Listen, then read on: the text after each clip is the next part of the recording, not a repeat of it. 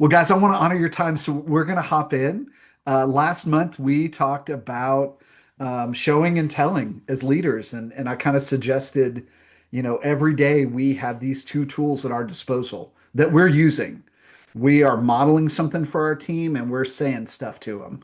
And so, my challenge to you over the last month was just to be more intentional about whether you are acting and speaking the things you want your team to do, and you want them to imitate and you want them to carry out. So I don't know if you've thought about that, worked on that the past month.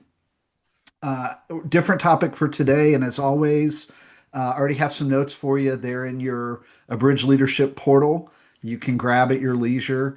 By the way, I'm never suggesting you shouldn't take notes. If you like to take notes and that helps you learn, please feel free.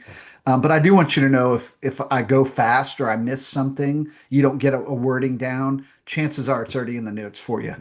Also, going to pause at least a couple times to ask you to really share your thoughts, things you're curious about. Maybe, you might have a little pushback, or you might even think, okay, how would I apply that principle to my role or situation or store? Today, we're talking about perspective. And I love this topic because I think it's really interesting and challenging. And I thought we'd start with this. Like, can you think of a time when something changed for you in the way you saw the world and you started to think differently? Right? I think a lot of us can relate to a picture like this. If you've ever flown on a plane, they got up to cruising altitudes, you looked out the window and you thought, man, it looks different up here, right? Back on the ground, everything looks so close and so tight and so congested, but up here it looks like there's a lot of space. Or sometimes you take off on one of these gray days I've got outside and you get above the clouds and you're like, hey, it's sunny, right? So sometimes it's like a flight will do that. Sometimes just a change of location. Colton mentioned Tahoe's 45 minutes away. I'm sure if we all went to Tahoe this weekend, the world would look and feel a little differently than it would if we're sitting in our city, right? Or vice versa. If you grew up on a farm and then you go to college in a big metropolis, you're like, wow, I'm starting to think a little bit differently. Maybe this happened for you when you met somebody who was from a very different background from you. And as you learned how they thought, you thought, man, they're just different ways to see the world. Well, the idea I want to offer us today is this: as leaders, we need to regularly expand our perspective.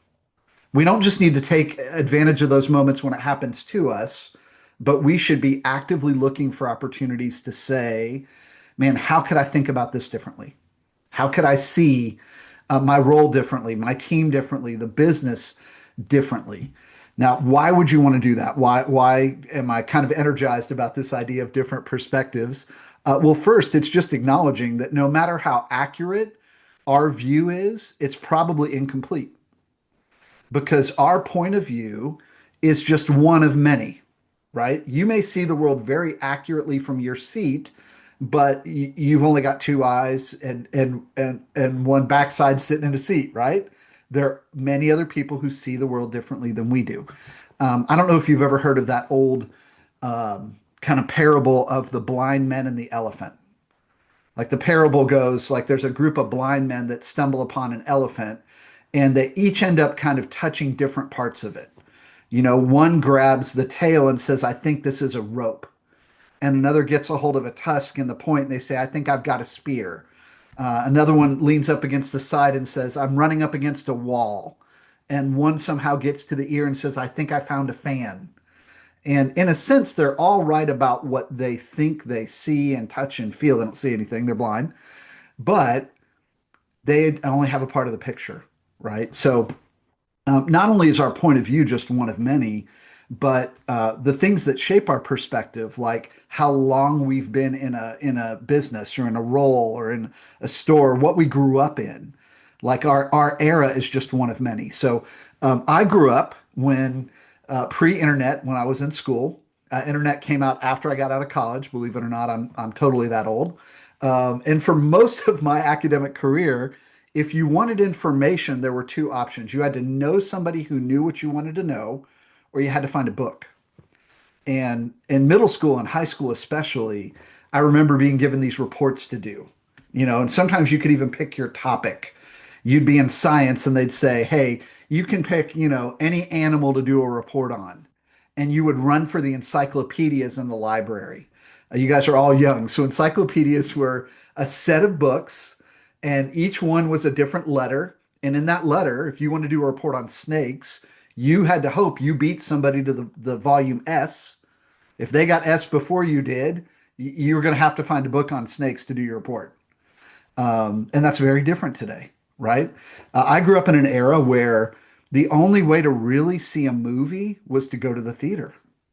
You couldn't just download it on a tablet or stream it or hop on Netflix. If you wanted to watch a show, you had to be in front of your TV when it came on Thursday night at 9. And if you missed it and it never went into reruns, you'd never see it again. Right. And so today, I mean, I just hop on, I stream a whole season of something that I like. Now, I'm old. Someday you'll be old. And even if you're not old in years, you might be old in your time at Chick-fil-A. Like, do any of you remember when you actually used to have to squeeze lemons for lemonade? Anybody show, just shake of heads? No. Man, it's just several years ago, right? And already you're like, yeah, that was before my time.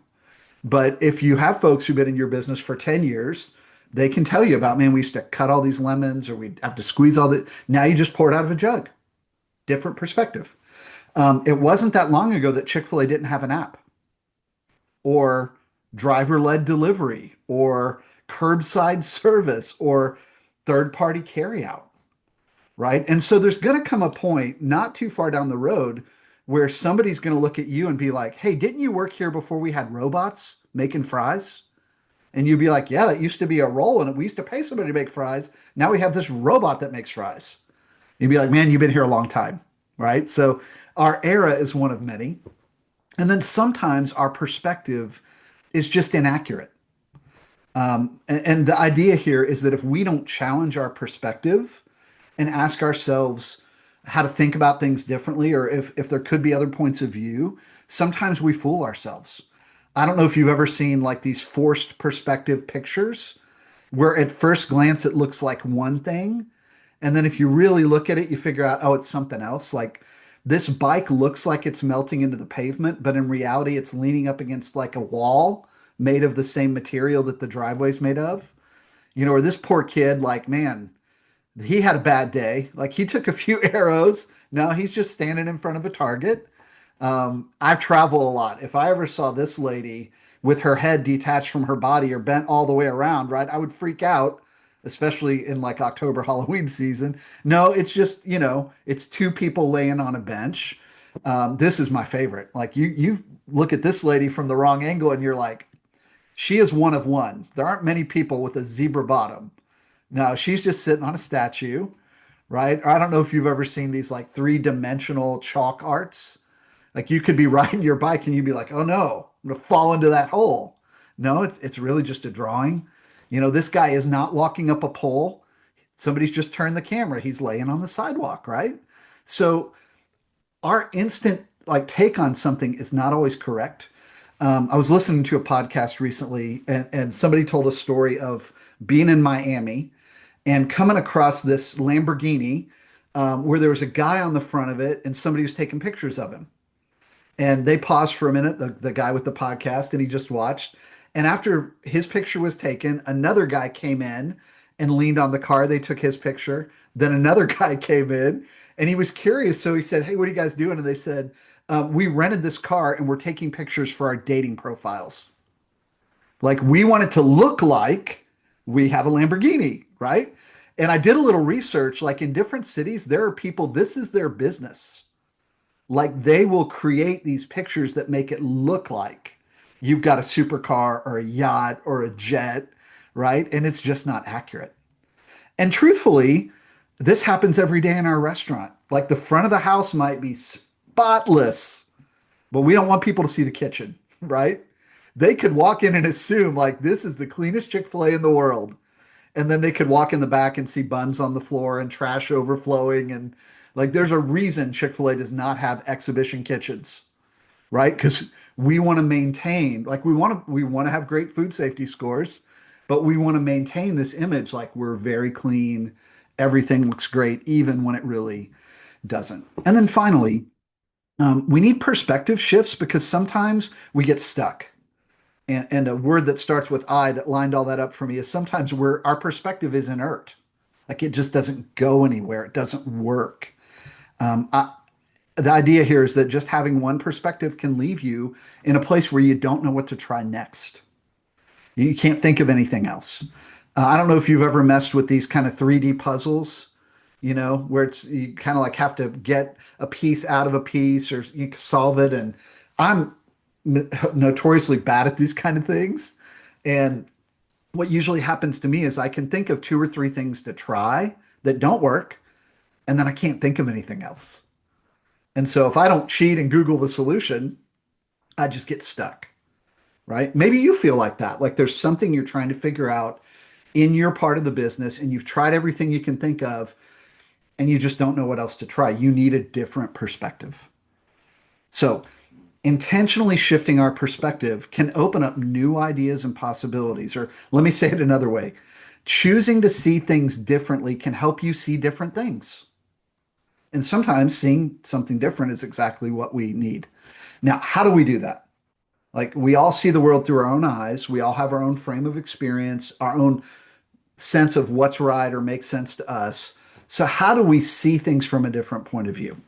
That's a question that this character asked in a movie. The movie's Dead Poets Society. The character's a guy named John Keating, played by the actor Robin Williams. Don't know if you've heard of him. He's an old guy, not here anymore. And he's been asked to teach literature at this private boys' school, like a prestigious prep school. And he comes in to teach these kind of teenage boys, and he figures out very quickly that they just want the right answers for the test. They're not interested in any perspective except what he's going to ask them so they can get an A. And yet he's passionate about trying to get them to think about things differently. And so he comes up with a solution to force them to change their perspective. And here's what he ends up doing in the movie. I don't know about you. I never had a teacher like that, right? But I love what he came up with. Hey, come stand on my desk. Look at the world from just a different spot. Now, I'm not telling you to get on the front counter at Chick-fil-A. Like, probably shouldn't do that, right? Although I guarantee if you stood on the front counter, you would notice like there's dust up there. I can't see that from the floor. Oh, there's a balloon that's stuck over here and nobody's seen it. Somebody brought it in a week ago and it floated. We didn't notice it, right? Or if you got on a ladder in the kitchen, you'd be like, oh, that's that piece of gear we couldn't find and we ordered two more of. Like somebody stuck it there, right? So how do we do this as leaders? How do we change perspective? Well, here's one thing we can do that we already know how to do in life, and that's use the Zoom, right? We use the Zoom all the time. We pinch and we either expand out or we expand in because we want to see things from a different perspective. What you see in your role, in your leadership, and in your life, honestly, probably depends on how zoomed out or zoomed in you actually are, right? So think about it this way. You and I could stand there and look at a leaf, right? It's fall. I was driving in my neighborhood from lunch, and there were these beautiful trees. All the leaves have turned red. And you could stand there and look at a single leaf. And then if you zoomed out, you'd see a tree with a bunch of leaves. If you zoomed out a little more, you might see a forest. Maybe that forest would be in a city park, maybe it'd be in Central Park in New York. And then you keep zooming out, you might see a whole city, then a state, then a country, then a continent, then a planet, then a solar system, then a galaxy, then a universe. Now, you could be looking at the universe and that leaf is in there, but you're not going to see it. You'd have to zoom way, way in. You stand there looking at the leaf, the universe, the galaxy, everything exists. You won't see it. You got to zoom way, way out. So, what's your standard setting as a leader? Like when you show up at work, are you zoomed out? Like, is your role to think about the big picture? Is your focus to think about the mission or the vision or the values? Now, if you're a Chick-fil-A operator, that's your job, right? You're supposed to think about the 5-year plan and what we're doing next. And you're thinking like way zoomed out. Some of you might be kind of in that mid range. where your job is to think about the goals. Hey, this is our goal for food safety this quarter. This is our goal for drive-through or for CEM or for order accuracy or speed of service. Or here's a process or strategy we're going to use to get our goals. And then maybe, I mean, you're way zoomed in. Maybe you're leading a shift, right? Maybe you're like, I am zoomed in on making sure that we're bagging well tonight. Like that's way zoomed in. We're going to do hurricane bagging or own the order bagging or, whatever we're doing. Or I'm really zoomed in on my job is to make sure that that low boy is completely clean before I leave tonight. Like it's detail and execution. And if you can think of your standard setting, if you're way zoomed in, you're in the middle, you're zoomed out, then maybe sometime you just need to change. Like maybe for 10 or 15 minutes. Maybe if you're big picture, you just need to zoom in, right? You need to look at a system or a checklist or a policy. You need to not think, are we getting a one, but like, what's our AM cleaning list for food safety? Let me look at that thing. Or maybe if you're really zoomed out, maybe you become an executive director in your business. From time to time, you need to hop in and work a specific shift or position. So I was hanging out with the Chick-fil-A team in Georgia a couple weeks ago, and they were telling me they were going to start. They usually close at 9, and they were going to start closing at 10. And they were kind of saying, man, the as executive director, operator said, yeah, we got to start staying open until 10. The exec director said, man, that's going to put a strain on our closers. And in their store, probably like in your store, that's a lot of teenagers and college students that close the business a lot of nights, right? Maybe one leader, if you're lucky, or two, but then a lot of just young people. And the operator's like, yeah, I know. And the executive director challenged him. He's like, you don't know. When's the last time you closed? Like, not snarky, not being jerky, just like you zoom out every day. You think big picture. And the operator said, you're right. I need to show up for close a couple times in the next week. Now, he's not necessarily going to do all the closing work, but he needs to be there and see the team and see the impact. Or maybe you need to go back to pathway, right? Maybe you learned your area of pathway so long ago, you need to zoom back in and say, hey, I know how I was taught to do it 4 years ago. That's an eternity at Chick-fil-A. Like, is it the same thing today? Or if you're really zoomed in, you're running shifts, you might need to zoom out. Maybe you need to go back and say, man, what is our vision as a store? What's our mission? What are our values? I know they talk about them once a year at our annual meeting. I know it's on the wall in the kitchen, but like I need to go back and remember why I do what I do. Or maybe you're like, I need to look at our goals. Like, what's our focus this year? What's our business plan so that I know how to support it in my area? Or maybe you've been on board a while now. You should go sit in on an orientation. Like, what are the new people coming into our business hearing? My hunch is you're leading those new people. Do you even know what they're being invited into? Chances are, if you've been there a few years, that orientation's changed a couple times since you came on board, right? That's an example of how you could zoom out. So here's a second way you can shift perspective, and then I want to hear from you. And it's to step outside, right? Now, I don't mean leave the building, although that's one way to do that, right? I also coach people like Derek does, and most of the people I coach either are at home like you guys on our calls, or they're in their car because they know if they sit in the dining room, people are going to come find them and ask them and, bother them. And so that's a good tactic for your call with Derek. But I'm talking about trying to get outside of the way you see the business. So I don't know if you ever heard of these out of body experiences.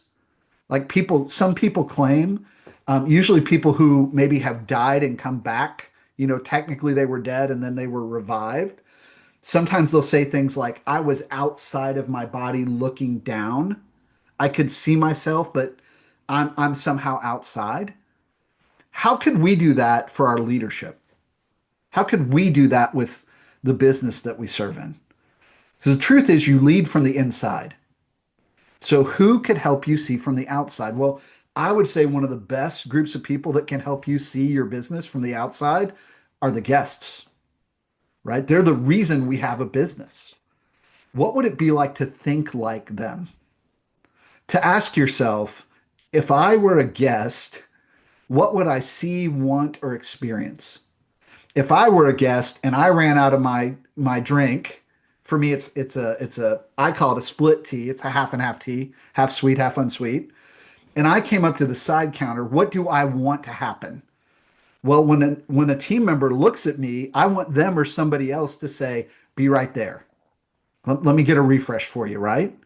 I don't want them to look at me and then look at their coworker and just have a 10-minute conversation doing nothing, right? What does your guest see when they walk in? What do they feel? What do they think? What do they want? You can listen to your guests because they talk to you. If in no other way, they fill out surveys. Like some of the scores we have and the metrics we have because our guests tell us how they think we're doing. And it's one thing to say, I want it to go up or I want it to go down, but do we ever ask ourselves, what is that? What are they trying to tell us? One way to do this, you can dig into cares, right? Or, somebody complains that their order wasn't right. Well, what was missing? I didn't get my sauce. All right, maybe we're slipping on making sure we're saucing every single order correctly. Maybe we should pay more attention to that. Have conversations with your guests, right? And my encouragement to you is ask real questions. Don't just say, everything good? Need anything? I mean, that's fine. Like, I'm happy when you ask me if I need anything, but ask a question like, was everything up to standard tonight? Or, did we do anything to surprise and delight you today? That's a Chick-fil-A term, right? Or, man, is there anything we can do better?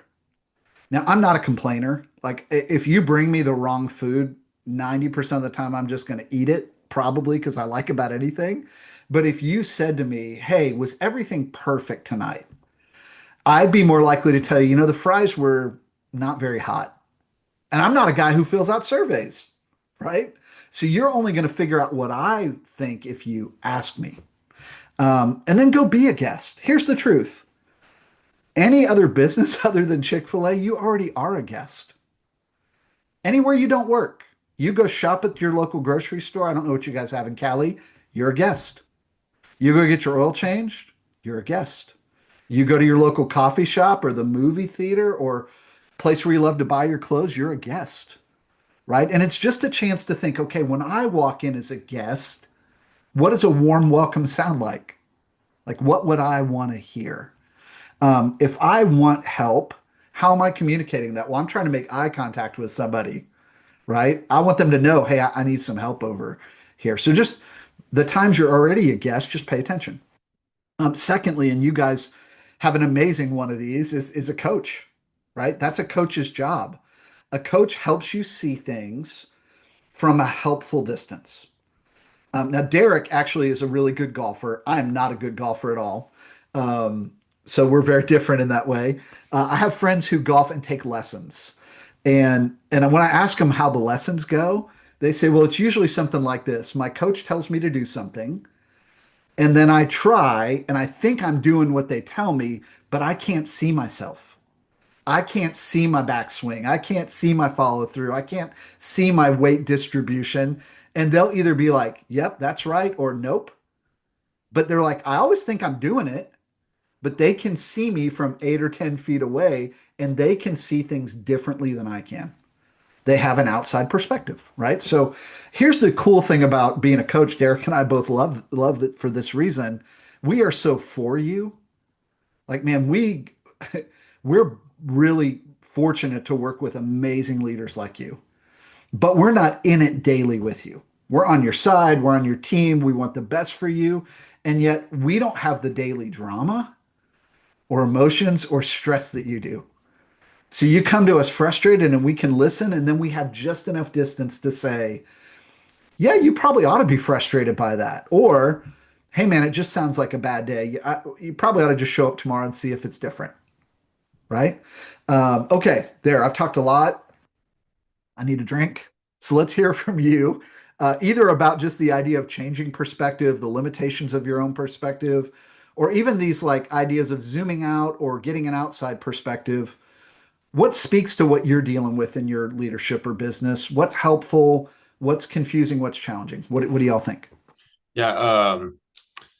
One thing that we have a program with a RAISE program that I'm a part of, Mm. that leadership program. We take part in all all parts of the business. I used to be in kitchen, now I'm in front of house. And something that they gave us as a little homework was a be a customer challenge. Mhm. And each week for, gosh, I think we did 6, 7 weeks.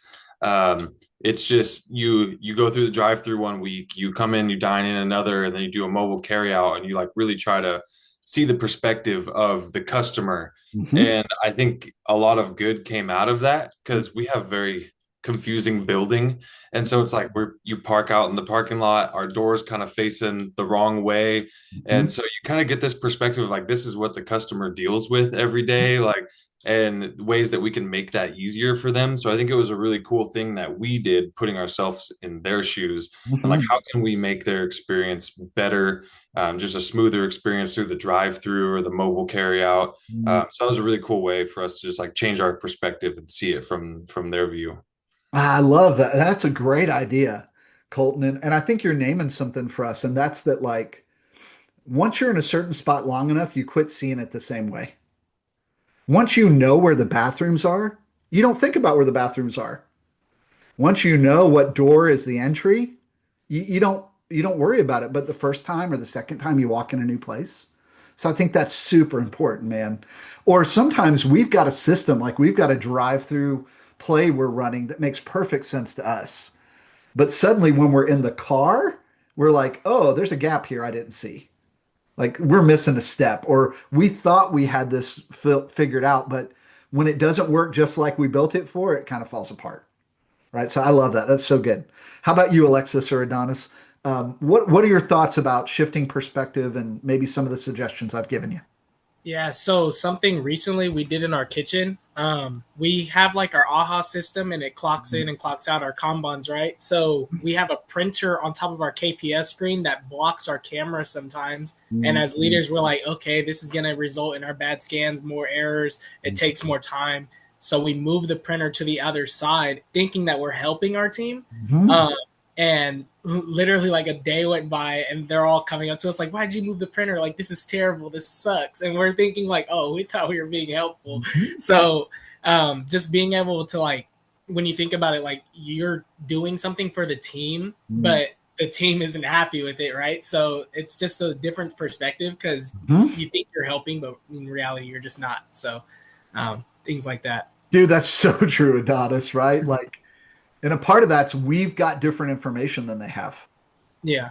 We know what the intent was. We know what problem we were trying to fix. We didn't know we were creating another problem. Mm-hmm. So how wise of you to listen to them Yeah. instead of like, you don't know what you're talking about, right? Like we're the leaders, we know what's best. So Mm-hmm. you're right. Sometimes our team will give us the perspective we need. That's really good, man. How about you, Alexis? Yeah, one thing that stood out to me was when you're talking about like zooming out and looking at the perspective of being a guest, just because we've been trying to boost like our attentive and courteous scores and just like our overall OSAT. Mm. And I thought it would be really cool, like if we're demonstrating to our team, like if we're getting a refresh for a guest, if we're asking like, hey, was everything up to standard, or is there anything else we could have done differently? I think encouraging our team, because our team does a really good job of, if they see a guest walking up, they grab the refresh, and usually they'll just ask something like, oh, how was your night? But I think if we actually dig a little bit deeper and ask more intentional questions, I think that we could get some really good feedback. I agree with you. And I love where your mind went is as a leader, this is last month's training. You're like, I want to model this for my team. I'm not just doing it as a leader. I want them to do it. So I'm going to show them. And then I might have to tell them like, hey, did you notice that I asked this question? Like, and you can even tie that to what you're working on. If you're working on order accuracy, the question might be more built around like, did you get everything you ordered exactly how you ordered it? Well, no, actually, I ordered grilled and I got regular nuggets, but I just didn't want to fuss. Or I asked for Polynesian and they gave me sriracha, or whatever it is, right? Or um, yeah, any of that. So good. How about you, Derek? Anything you want to hop in here with? No, I think it's good. I think even just knowing your all's team, you all have a lot of really. I think you all have a lot of things to shift perspectives.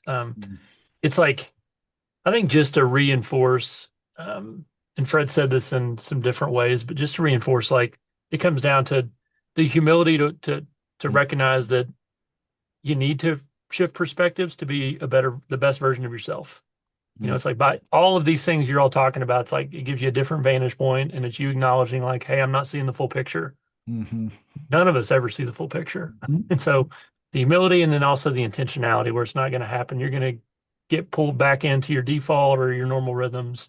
And so just that's the only thing I would add, Fred. No, that's so good, man. Humility is always a great thing, right? It reminds me, I've been watching the World Series. I'm not a baseball fan, but I always watch the World Series. And anybody watching the World Series? I know it's the Dodgers, not the Giants who are in right now. You guys are NorCal people. So they've added this new thing. You've seen this, Adonis. They've got like a strike zone on the screen, and every pitch that's thrown, it lights up whether it's a strike or not. And yet we can see the little box and we know every single time strike or ball. But then there's a batter that's having to make his own judgment from his stance in the batter's box. There's an umpire who, they don't have the humility to say they were wrong very often, right? But they're making calls without the benefit of the little box, right? And I'm sure they review their performance and they see, oh, you missed 13 calls this game.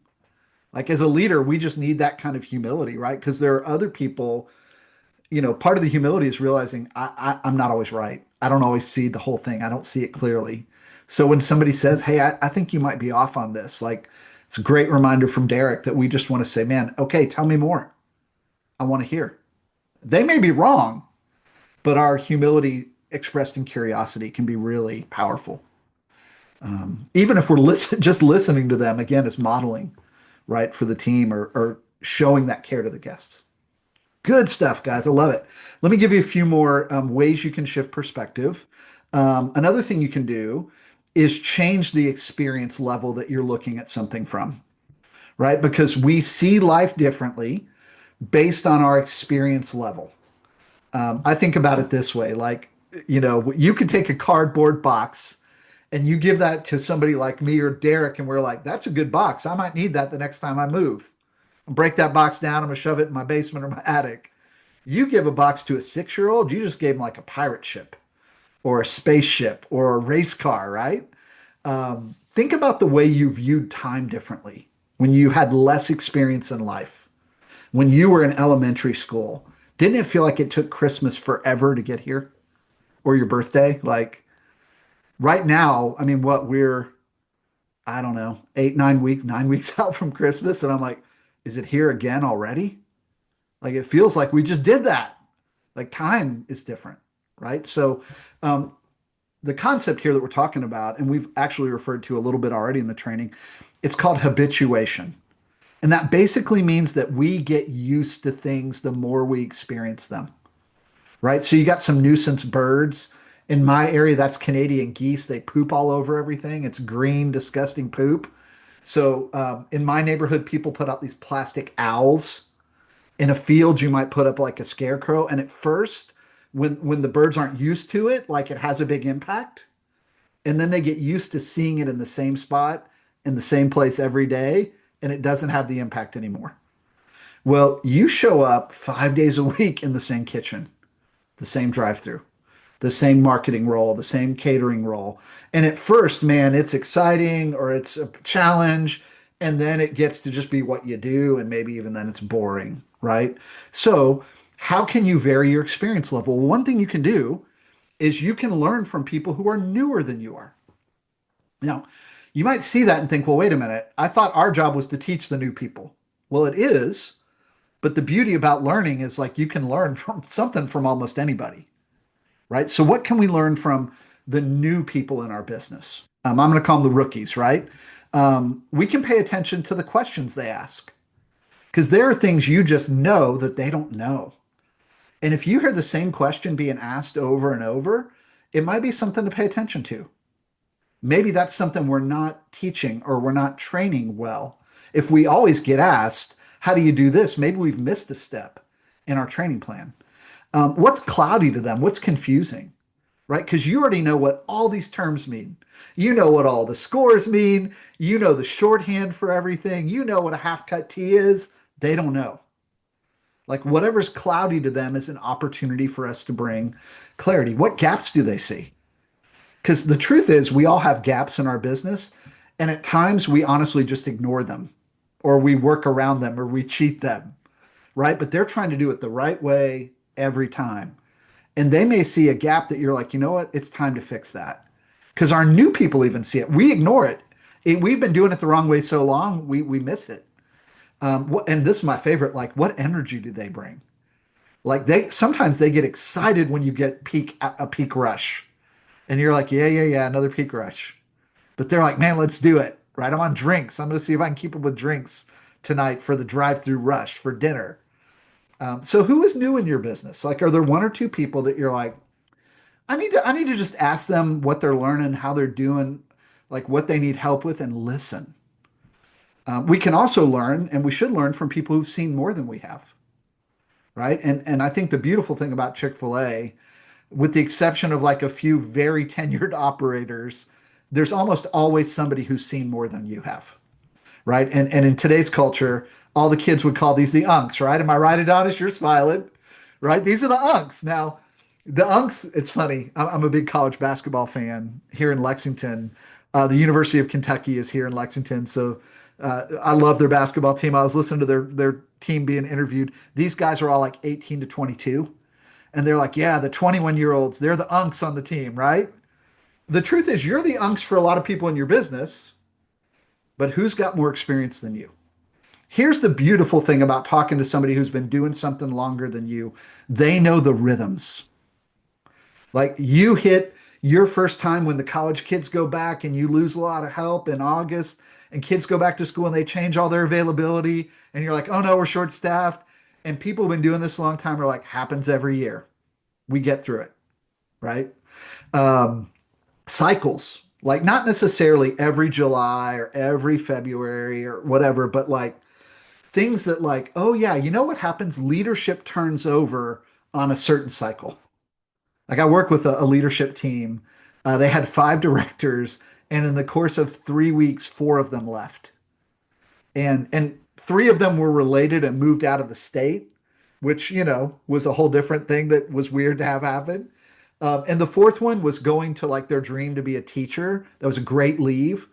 But that was the first time they had changed that many directors. Now that same team 3 years later is about to lose 2 directors, and they're not freaked out at all. Because we've been here before, we're going to get here again, right? Oh man, we just got a 4 on food safety. I know, but we've had Guardian before. We're going to get back again, right? Or when sales started to slow down for Chick-fil-A's across the country a couple years ago, new people who'd only seen sales go up and up and up were freaked out, but people who've been doing this 20 years have seen it go up and down and up and down, and they're like, we're going to be okay. We're going to work hard. We're going to be smart. We're going to be okay. And then even projections, right? Like sometimes when you turn to somebody that has a lot of wisdom and you say, man, what should I do about this dating relationship or about my finances or about my career? And you feel like they give you good advice. And then you're like, man, what they said would probably happened. Like, they're not prophets. They've just seen enough that they have a sense of, I mean, it may not turn out this way, but what's likely to happen? If she's been texting you like this after a date, she's going to break up with you. That's what's likely to happen. I hope she does it. And then she breaks up with you and you're like, how'd you know? I've just seen it a few times, right? So how do we get the wisdom that people who have more experience than us have? Who could you turn to? Your operator for sure, maybe some directors in your business, maybe the next closest Chick-fil-A business that isn't, your guys are an MRO store, not your other store, but the other store might have somebody that's been in your role twice as long as you. And you could pick their brain, right? Get some wisdom. And that kind of ties into this. Here's another way to shift your perspective. Look for the same but different. Okay, so here's the thing. In my house, if there's not something I want to watch, which is probably like sports or some mystery or some action thing, or I like those shows about people living in the wilderness. I like all that stuff.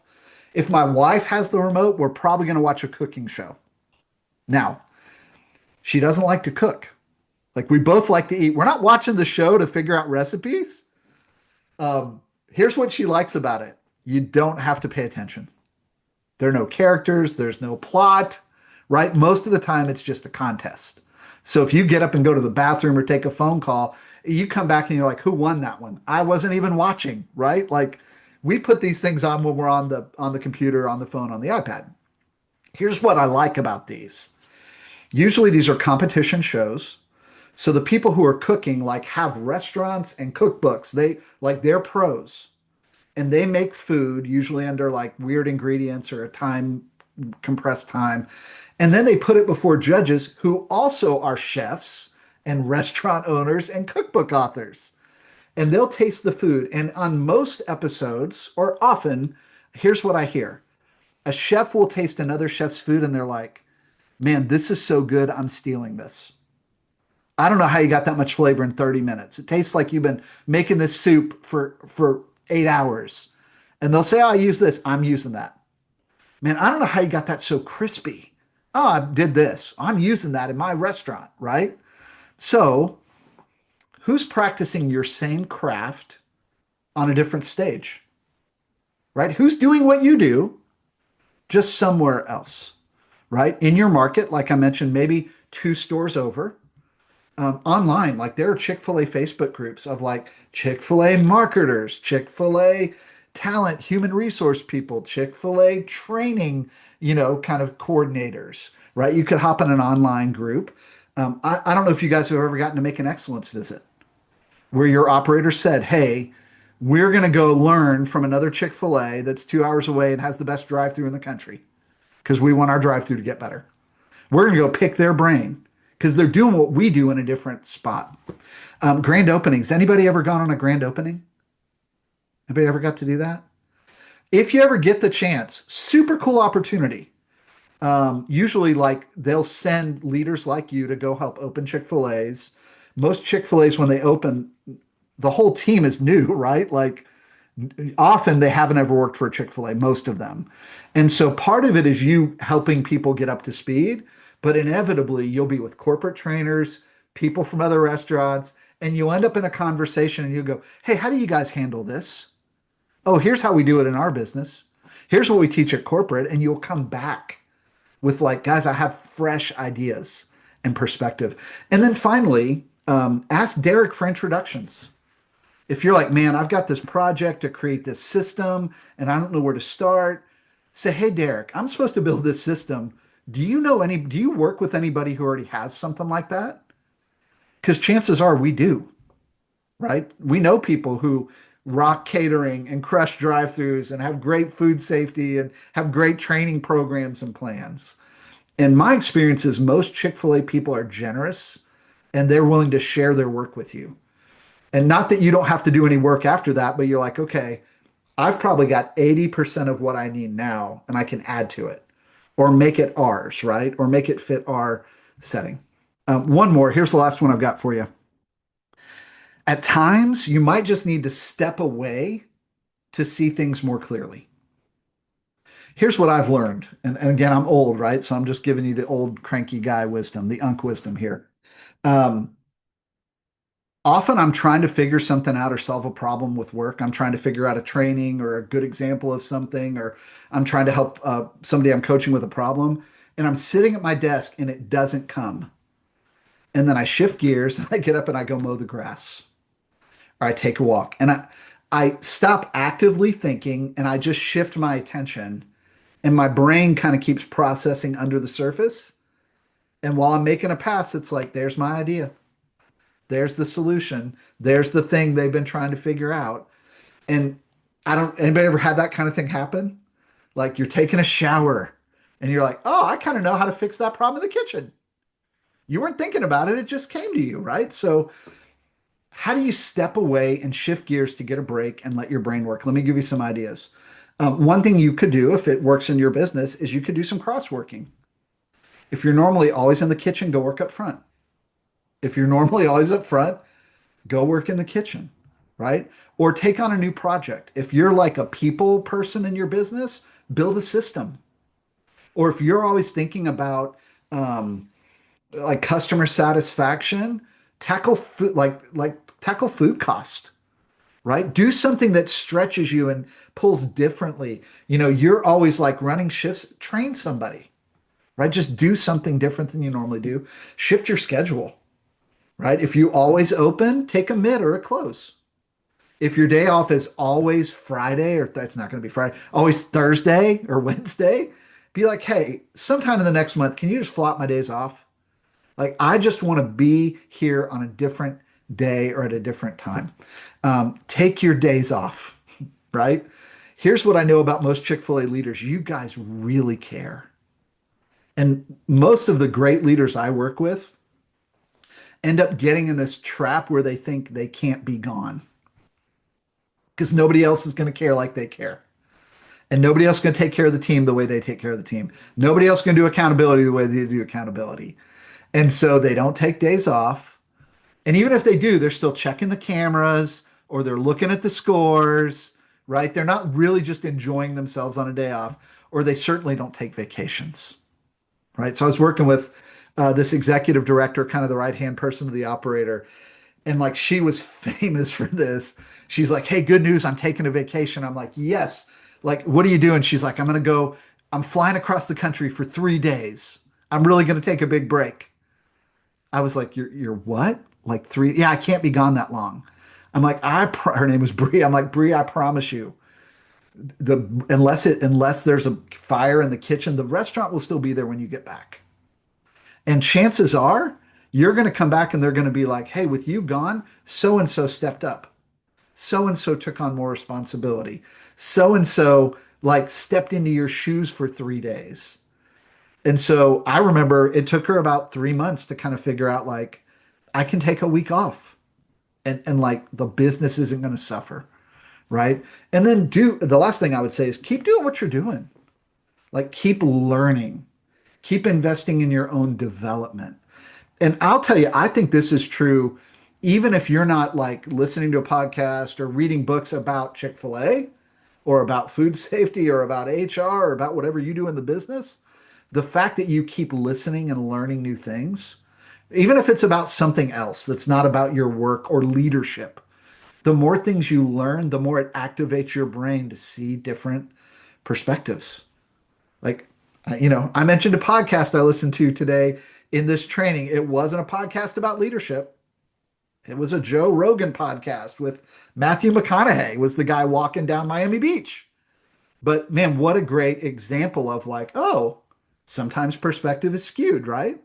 So sometimes you learn the things you need when you're learning, but not looking for it directly. So I would say keep learning. All right. Whew. That's a lot from me. So I want to hear what you think. And I'd love to hear anything you think, but then maybe out of these 5 perspective shifts, is there one that you think you could try this month? Maybe like, I'm going to try this kind of a 3, 4, 5 times and just see what it does for me. Might be magical, might not, right? But trying something is always better than doing nothing. So let me hear what you think. I know personally when I've been leading, I've been so we have a big speed of service goal that we're trying to hit. And me overseeing the drive-through, I have all these expectations for my team, and I have like a game plan to like get out of it. But I don't oversee the kitchen at all. Like, that's not my realm. I'm strictly front of house.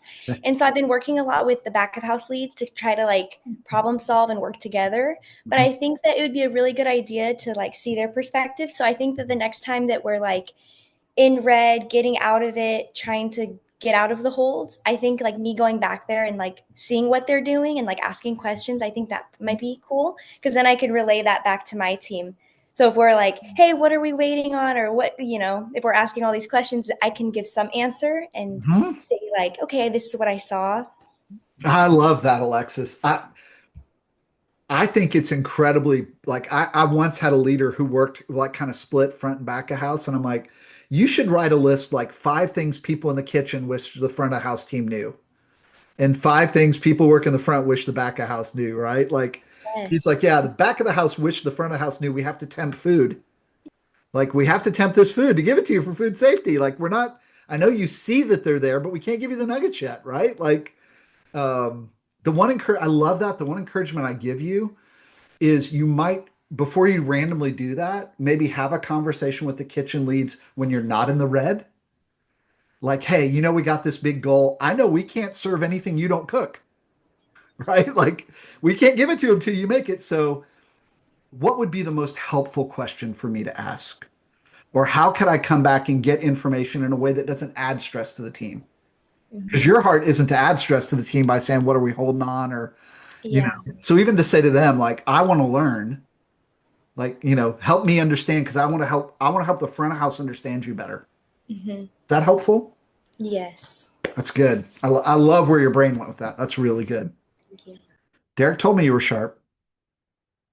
He says that about all y'all, which I'm sure it's true. Okay, Colton or Adonis, what do you think? So something that I kind of see, or you kind of describe me perfectly, like the guy, like when it's their day off, like I'm always checking the sales of the store. I'm always on CFA Now. I'm reading like our Slack messages. So the step away to see clearer is something like even when I recently took like a trip to Disneyland for my birthday, but all I could think about was like work and, and like I would just any chance I get, I'm just looking at the store and things like that. Yeah.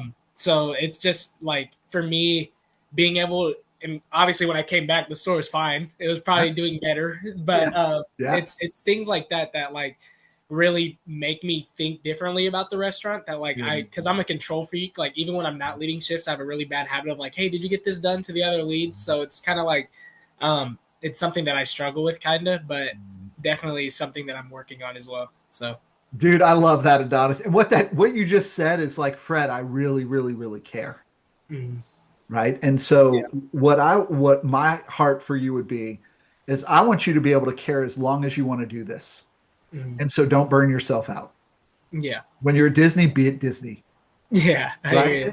And have a conversation with whoever's going to lead while you're gone. Hey, I'm going to Disney for 2 days. Hey, I kind of pay attention to all this. Would you pay attention to this while I'm gone? Tell me what you see when I get back. Yeah, I hear you. Like deputize somebody. Be me while I'm gone. For sure. They might step up. Probably would. Yeah, they probably would. Okay, Colton, how about you, man? Yeah, I like what you say about the different experience levels and how we can learn from all those different experience levels. Like if there's a lot of the new people are asking similar questions, then something's unclear. We haven't done a good job of whether it's training them on that or communicating why we do that. We have a new store coming up in a few months now. We're going to be a lot of new people. So like listening to that and like, what are they asking? What are the younger people, the newer people of the business asking? Because those are areas that obviously we need to clear up. We need to perfect that training process a little bit better so that those questions aren't coming up. But then also like I'm kind of in the middle where I've been here about a year and a half. I'm in the leadership team. There's people with a lot more experience than me. So when like I recently took over CEMs from Alexis and Alexis used to oversee cares. So like learning from her and being like, hey, have we tried this before? Oh, that didn't work. Okay, then let's try something else. So I just love that, like not just getting feedback from the senior people there who've been there for a long time, but also like listening to the new hires, the HPs. I think that's super helpful. Oh, good, man. I love that. And again, man, I let me go back to what Derek said. Like, it's very helpful humility to say to Alexis, "Hey, I know you've had this role before. Like, I'm thinking about this. Hey, did you try that? How'd it go? Is it worth exploring?" Or, "Hey, I think the best leaders are willing to say, hey, you know more than me, even if I'm above you in an org chart or I've been here longer. Like, you know more about this. Would you teach me? Would you help me understand?" I might encourage you guys, if you're going to be leading a bunch of new people, and you will, because you guys got MRO, you're getting this new store. It might be helpful if you can't attend an orientation in person to at least see the materials, because they're setting, or even what's our initial training plan? Because that's your opportunity. Okay, they've just heard Core 4. Man, we are going to reinforce Core 4.